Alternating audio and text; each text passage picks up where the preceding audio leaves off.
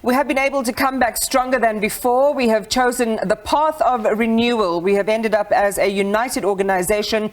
We are not distracted from our work. We have made great progress, but it's not enough. On that note, the governing party closing the door somewhat, mostly on its 55th National Conference. While the party line is this: how much does this moment, which has dominated the nation's attention for days now, really mean in terms of the country's future? As South Africa's back is against a wall of failures in education, uncontrolled crime, malnourishment, and projections that our unemployment rate will surge to 30% in 2030, with an expanded rate of 44%. Professor Adam Habib, University of London School of Oriental and African Studies Director, describes this as the time that we are in as a dangerous moment for the country.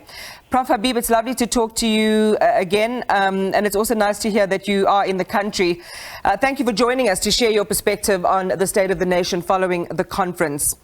So you didn't hold back on your social media posts about what happened there and what it means for the country, and we'll deal with some of those points shortly. But this closing message from the president, who emerged having survived much speculation about whether he would be in the top 7, how did he do as a strategist and as the ultimate winner for now? So look, I think it's fantastic that he won the elections. I think that the alternative options were just too horrendous to imagine. I think Dwayne Keys is discredited as a politician. He's discredited as a leader. I'm astonished that he was even able to command the kind of support that he had within the ANC. The fact that somebody like that could win so much of support within the ANC is an indictment on the ANC as an organization. It suggests that corruption is deeply seated in the ruling party and that it needs to be addressed in a significant way. It suggests that the KwaZulu-Natal branch of the ANC is frankly rotten to the core. And I think that that's something that the ruling party needs to take seriously. I think that the party itself is compromised in many, many significant ways. So, yes, Cyril Ramaphosa might have won. I must say that I think it's fantastic that he won compared to some of the alternatives.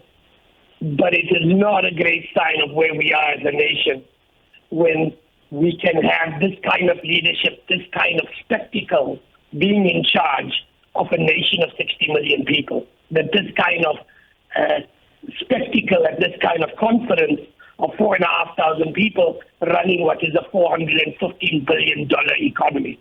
I just don't think anybody can have any confidence that this leadership is capable of running forget a national economy and a national society like ours. And I think we should be truly, truly worried as a nation about the options confronting us.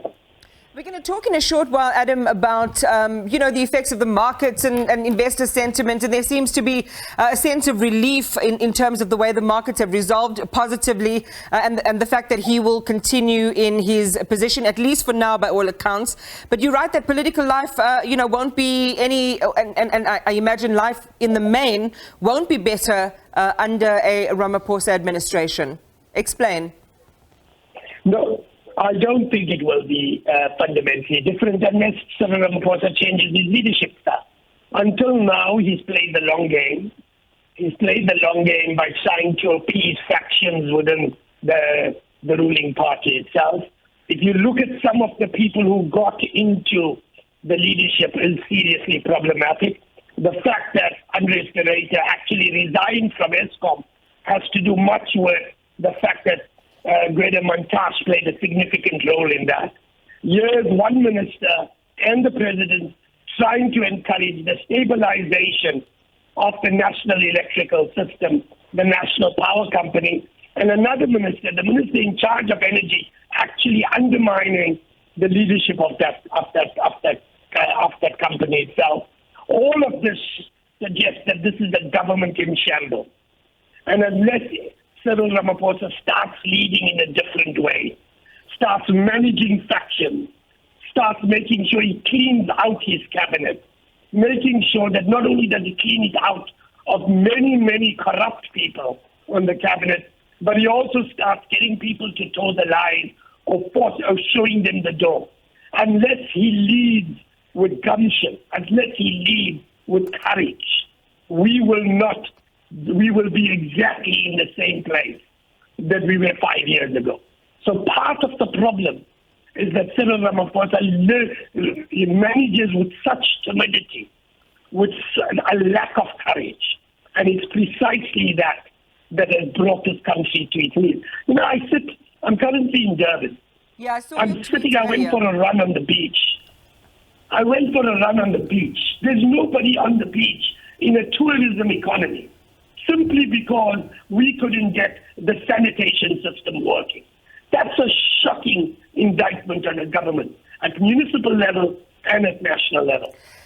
We'll circle back to the energy issue because I think it's an important one, and I want to just share with our viewers your thoughts on that. But talking about politics, you write about needing a break from the existing political structure, and you're saying that it's up to civil society and business to make the break. Also calling for an alternative, pluralistic set of political options, or we will continue to slowly disintegrate. Why are none of those that are on offer now, neither the DA or the EFF or the other, numbers of political organizations in the country, the right choices for South Africa?